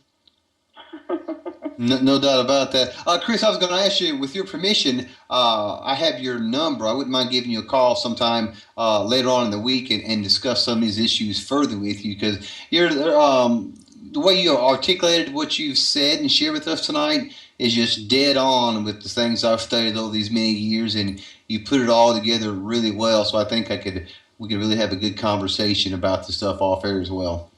Oh, sure, absolutely. Thank you so much. Thanks again. I appreciate it. All right. Thank you, sir. And we will stay in touch. Everybody go on his website and buy his book. Big time. I want thousands of sales done in the next week.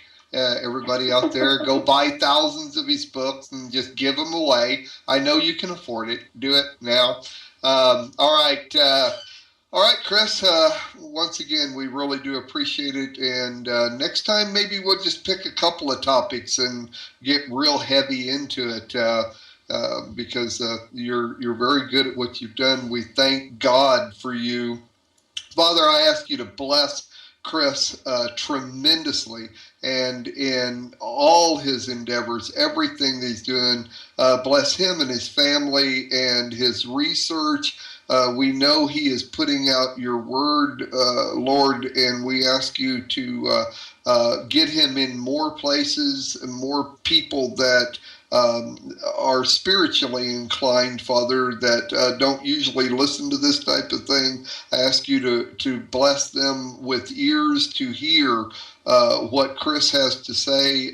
Get him in every possible facility that will be able to broadcast your word, the word that he's putting out, so that in these last days, It's not just news that is going over people's heads. It's not just conspiracy theories, but it is news with hope, because we know, Father, that you are our hope.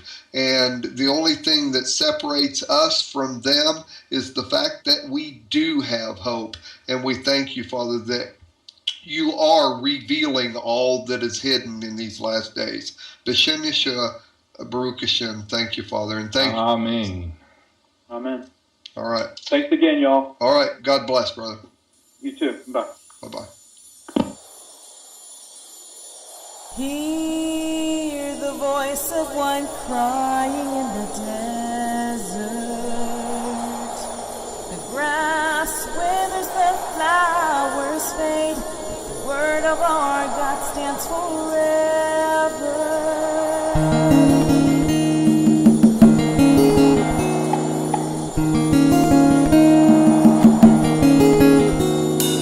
Hear the voice of one crying in the desert.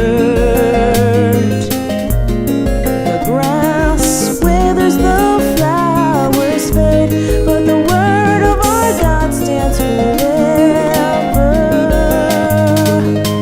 So surrender.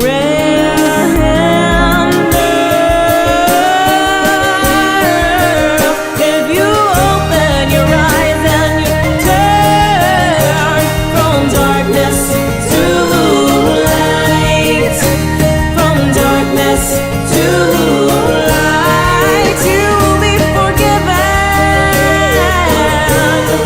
You will be received. You will be forgiven, and you will be set free. By Yeshua, Yeshua Adonai, Yeshua, Yeshua Adonai. The voice of one crying in the desert. The voice of one crying in the desert. Hear the whisper of His thunder in the distance. The mountains will crumble, the flesh will die, but the word of our God lives forever. So surrender.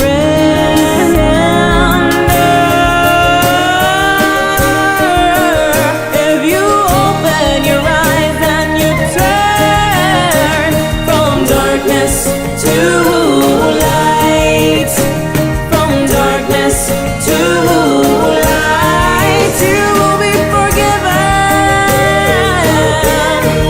You will be received. You will be forgiven, and you will be set free. So put your senseless pride aside. Turn away, turn away, turn away your ways. For one day every knee will bow, and every tongue will confess to the Ancient of Days.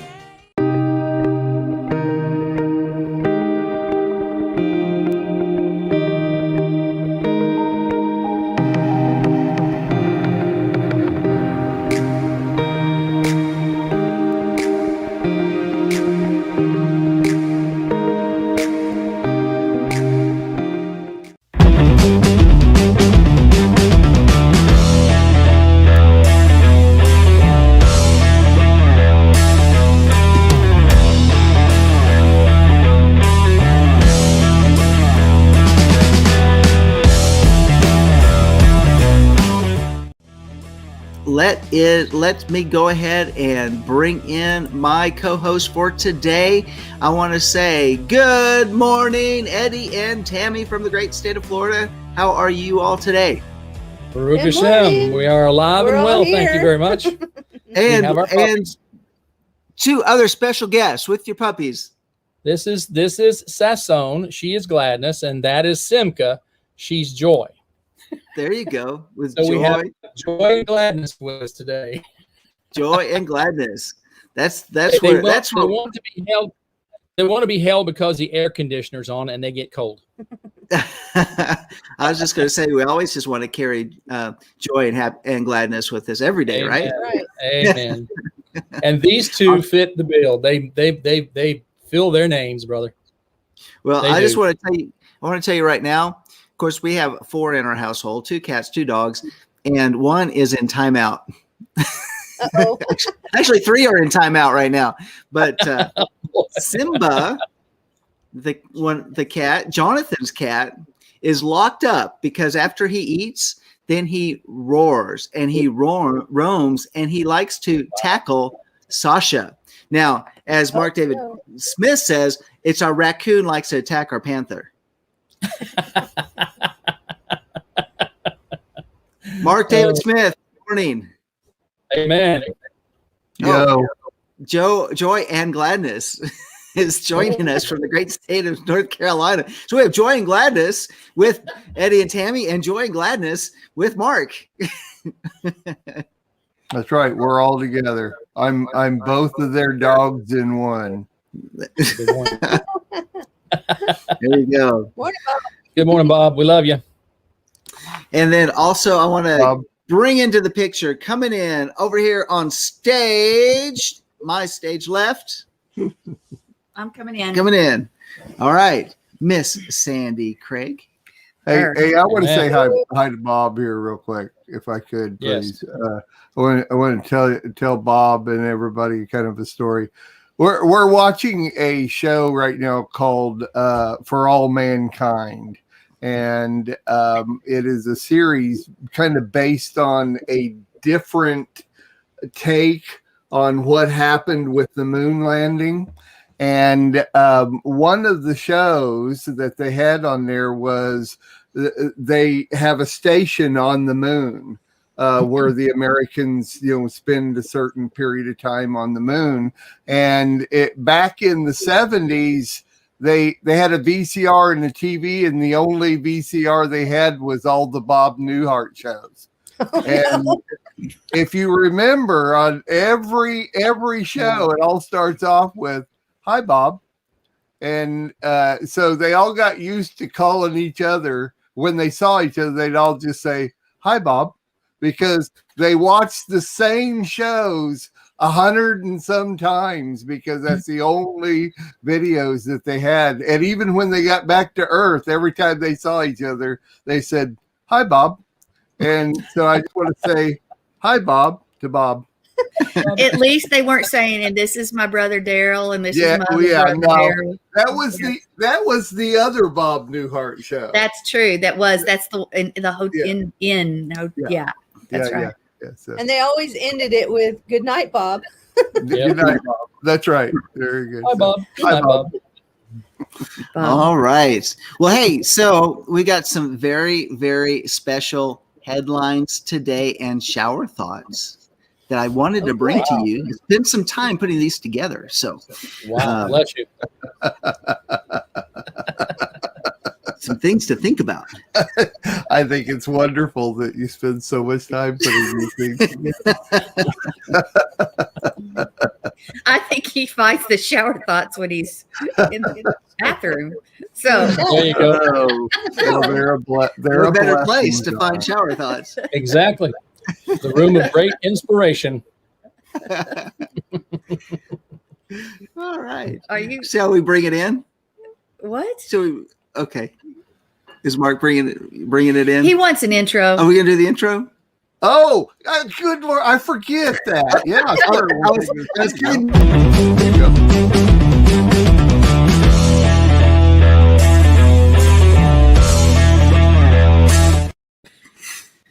There we go. I'm here. I love it. I love it. We saw the video of you dancing with your daughter Yeah. 9 years ago. That was Cool. cute. Well, it's actually not Amariah, or it is one of the kids from the congregation. It was a setup. Oh, But- really? Wow. Yeah, it was not necessarily set up. They were having a show. It was a setup. No, it wasn't. We were all They meeting brought at up their phones and they we were all recorded it. we were all meeting at somebody's house, and the little girls decided to put on a show in the basement. And so they made tickets for all of us to go down, and they had prepared this song and all this stuff. And so we all gathered downstairs with the tickets they made us, and they froze. And so then he stepped in and tried to lighten it to get him to have it. And Mariah saw that for the first time on Friday, and she saw the little girl with the ponytail, and she says, "There I am." Like, honey, that girl has babies now. So. Oh no! And she was like, "There I am, dancing with Sparky." I was like, "No, honey, that's not you." Anyway, yeah. So, what did you think of his moving it? That's great. That was great. That was great. He was moving it. He was moving it. That had to be where Mark got the inspiration for the intro. I just want you to know. Sure. I have never gotten a call from Dancing with the Stars. I don't know why. Okay, here's another sad thing. When Jonathan was little, the only thing John ever did when he was dancing, he said, "Get this finger up in the air and go like this," like John, but he would do a wide arc. Well, this is what he told Jonathan. He's little and he's doing stuff, and he says, "Jonathan, this is the way you dance." And he stuck his finger in the air to his right and went all the way down in a big arc. So little Jonathan, like John Travolta, Well, no, but you weren't doing this. You told him. And so Jonathan goes and tells everybody that, and he got made fun of because of his father. Oh no. We're just having fun. He thought that's the way you were supposed to dance. Yeah. Impressionable children. And you impressed him. And I impressed him. They're the only impressionable children on the planet, right? Nobody else's children are impressionable. Oh. Yes, they are. Children. All right. So, hey, let's get to the headlines. And so this one is from around the world. Remember, I said that from around the world. Well, this came from Germany. And this one is ex-minister breaks silence, says nothing.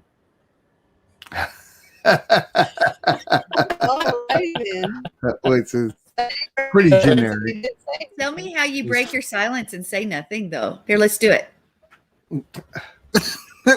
Wow. Well, Okay. All right. That was interesting. Okay. Let's moving right along because, last week's tour portion, Shemini, Tazri, Metra, all these kind of blend together because we've been talking about eating clean and why eating clean means something. So in light of the Torah portions, include your children when baking cookies. Okay. Yeah. Okay. Do you include them in the batter? Or That's what it sounds like. You don't cook them to eat them. That's right. When words mean something. Didn't they make a movie called Hansel and Gretel about that? Yeah. Something like that. Well, I will have you know this. You're going to be excited about this. I will include Amariah when baking cookies on Wednesday. Okay. In a good way. Yes. All right. Okay, good. All right. I'm glad to hear that. We're going to have cookies. Chocolate chip. Chocolate chip cookies. Woo-hoo. All the way. We're coming. Everybody's coming. How about this next one here? This is when we, I already saw it. All right. I can't look. So, okay, I'm just going to have to say it. This is when you really need wisdom. Stoner will help. Focus counsel. Stoner will help. Stoner will help. I didn't see the counsel part. I just saw Stoner will help focus. You have to be from that generation. Yeah. Yes. All right. So all you younger millennials, you may not get it. But Millennials. Oh, they get it. They don't care. They don't get it. It's legal now. Yeah, it's legal now. Yeah, that's to say they don't care. All right. So now we know what will help us focus in society. No, maybe not. No, No, maybe not. Okay, how about this? This is when you need a thesaurus. This is when, seriously, when whoever is writing these headlines is probably the intern or just out of high school. I don't know. You decide. Northfield plans to plan strategic plan.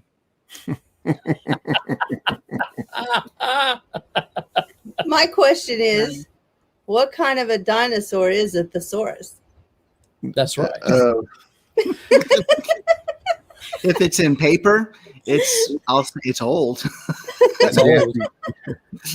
You'd have to go back in time and ask them. That's right. That's right.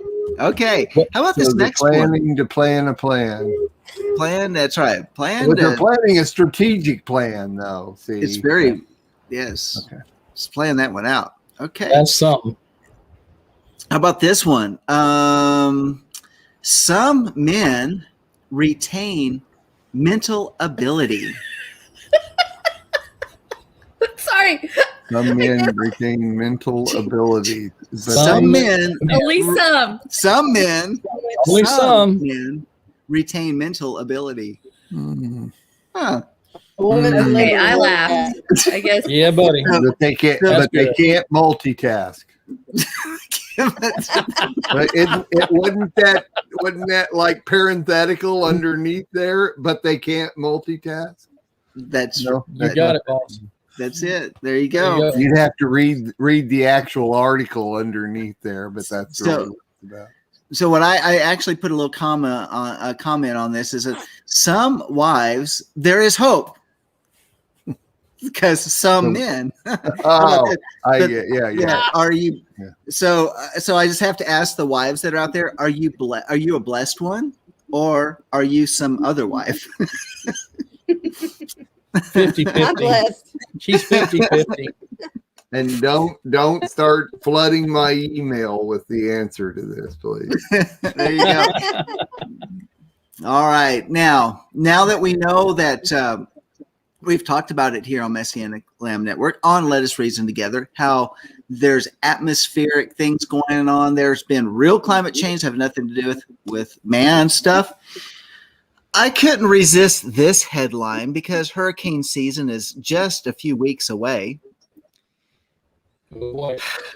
The havoc caused by Hurricane Urine.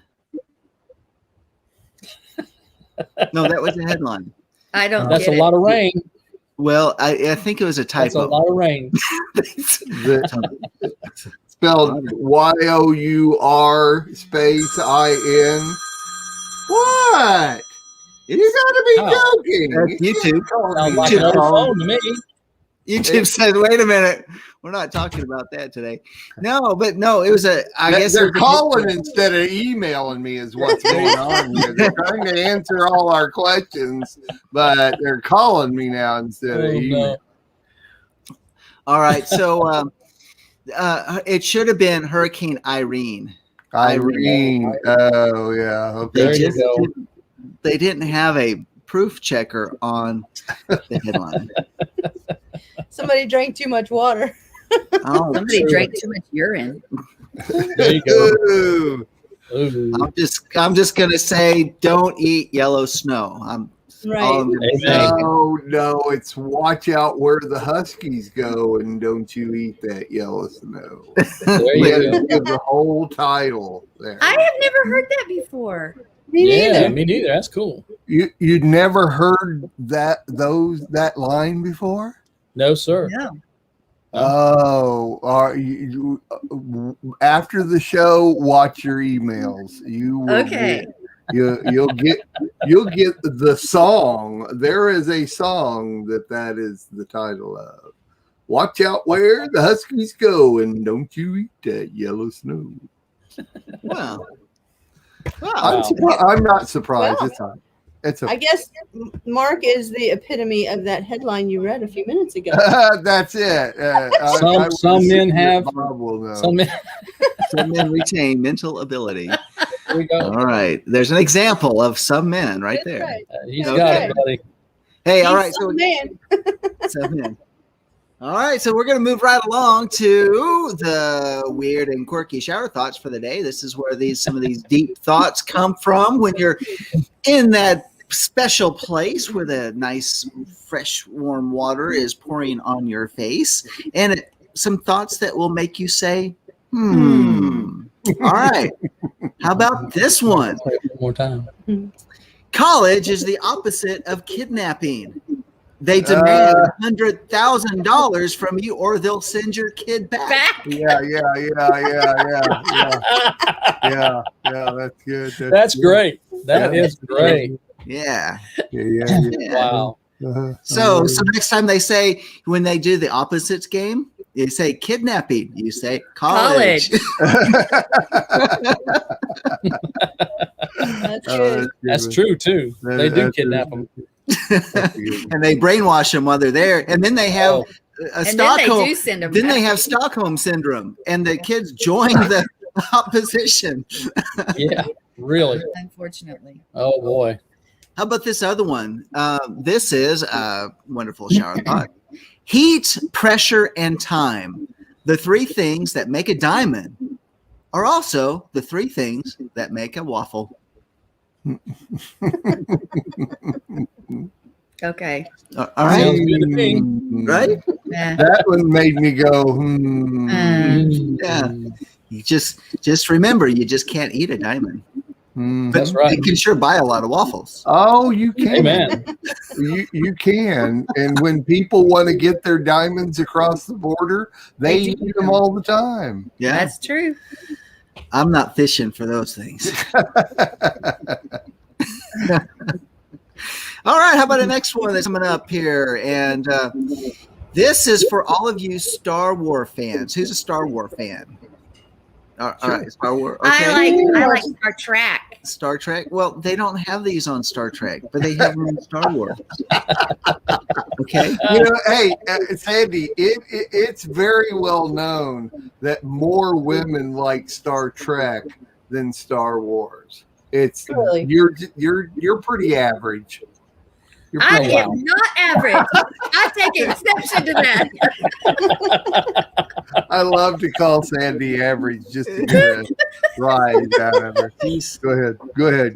Let's remember that Mark is that group of some men who retain mental awareness. Mental ability, right? Well, Mental ability. I was gonna ask her if she's one of those some women because she's not average. Go for it. All right, how about this one? Why don't Jedis turn off their opponent's lightsabers by force pressing the button? That's a good one. Oh, we should have had, there's lightsabers at church. Say that one again. Yeah. Why don't Jedis turn off their opponent's lightsabers by force pressing the button? Invoking the force on the button. Oh, that way. Okay. Not sneaking over there with a hand and doing it. I get it. Oh, well, that's I wish I knew you were going to do that. We could have brought the lightsabers from Life of Worship Youth. I didn't know I was going to do that either. That would have been fun. We could have had one. We could have handed one to Eddie and Mark and you. We could watch. Yeah. All of us. You could have had one. Nah, there's only like 3. Oh, okay. Hey, I want to tell you a real quick true story. Okay, you guys know who Ewan McGregor is, right? Ewan McGregor, big movie star. If you like Star Wars, he played Obi-Wan Kenobi in the early series. Yes. Okay, but he's been in a million big movies. Ewan McGregor, right? Yeah. Okay, he and another guy have done 3 series now where they get on motorcycles and they drive for long distances and they film them, and they're great. They're really cool documentaries of them riding through countries. Well, I just watched the last one, Long Way Up, and they were crossing the border from one South American country to another one. And when they got to the Border Patrol wouldn't take Ewan McGregor's passport. They had trouble with something in the passport. And so his producer says, so are you a Star Wars fan? And he goes, "Oh yeah, big Star Wars fan." He says, "So you may not let Ewan McGregor across, but would you let Obi-Wan Kenobi?" And they let him across because he had played Obi-Wan. I didn't I recognize watched him. it happen. It was cool. Wow. Yeah. That's cool, man. So there's a second part to that shower thought, by the way. And this is somebody that added a comment to it. It says, I'm laughing so hard because instead of the epic lightsaber fight, they'd just be aggressively switching them on and off. Could you imagine?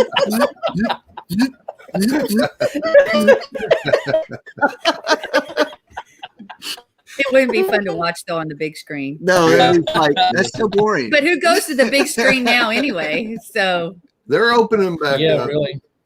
Yeah, but who wants to go if you have to have mandates of certain things? Right. Yeah. Sure. All right. So how about this one? This is. Oh, go ahead, Tammy. Your little story is the now I forgot what I was going to say. She's out of the group of some mental capability. Never mind. No, let's go on to the next one. No, it's not what you know; it's who you know. There you go. There you go. All right. So here's the next shower thought. A bed is a shelf for your body when you're not using it. Very good. Yeah. You had another one a few weeks ago that was really good. I need to go to my body shelf. The body shelf. I need to put Cindy up for a while. I'm not using her. That's bad. Okay, we should probably move on after that thought. And here's something, because we have our wonderful furry friends. It's a good thing our pets love us and don't remember the fact that a lot of us stole them away from their families as babies. Oh, yeah. I see it. Mm-hmm. Yeah. These two are siblings from the same litter. Yeah, they're sisters. They've been joined at the hip since from conception. birth. Yeah. But I thought when you were going to talk about the furry friends, you had something on Eddie and I. Huh. Well, we got to come up with a shower thought on that. Yeah, there we go. Yeah. Maybe we got one last shower thought for the day. And what is the purpose of combing out your beard? To remove yesterday's dinner. I resemble that remark. I do too. I don't let my beard get very long, but I comb it out every day, and I'm like, well, where did that come from? Okay, all you gentlemen, go ahead and comb your beards right now. Mike combs back in the bedroom. So here's the question. Here's the question: is how many men with beards actually comb them out? I do sometimes. It hurts, the snags. You get tired of snagging, So I don't want to go through the pain. Just let it go.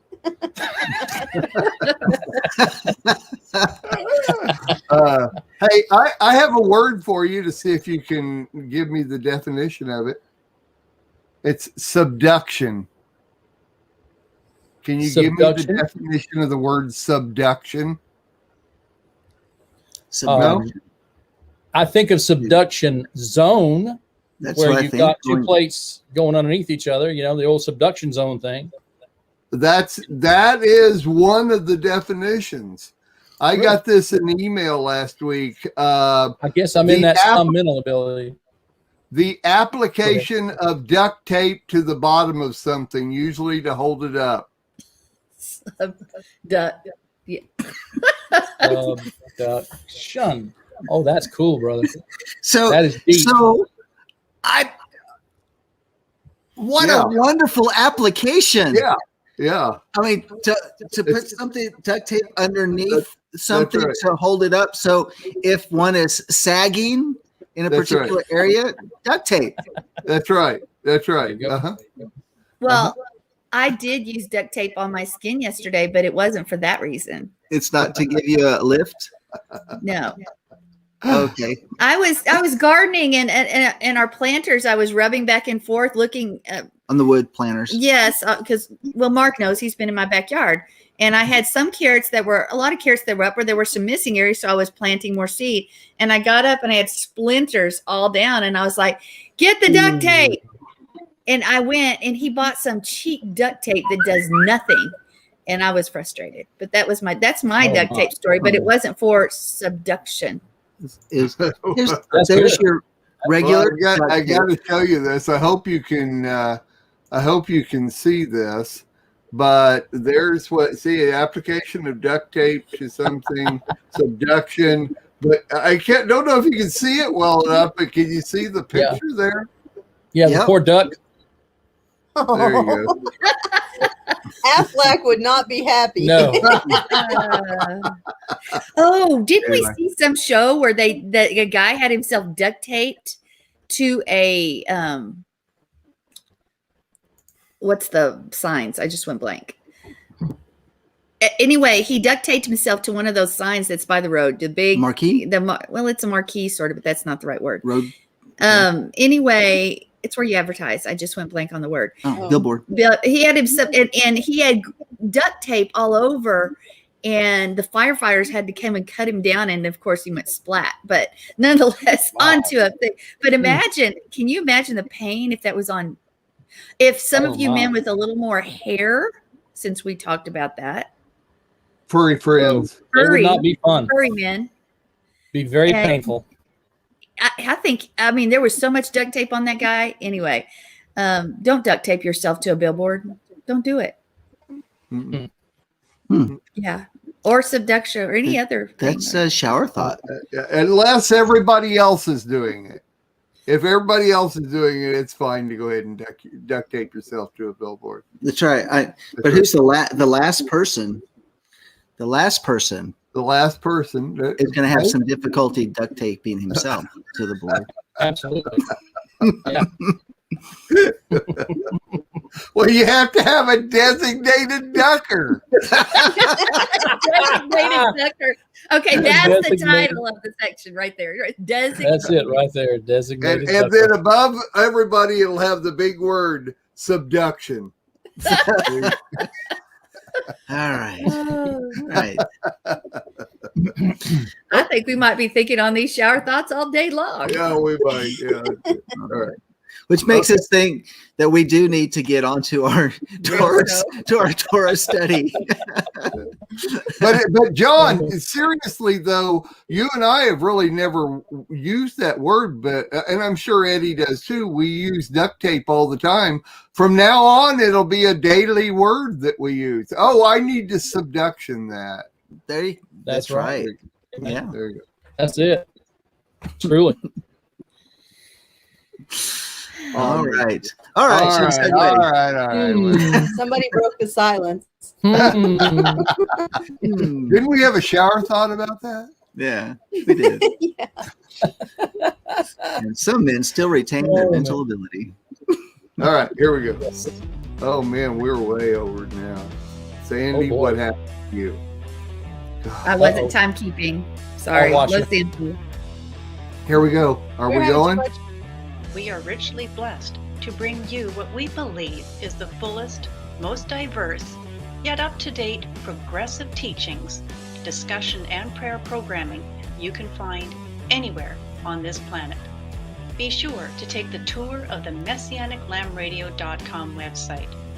I'm Susan Hooge, thanking you for joining us on the Messianic Lamb Video Network.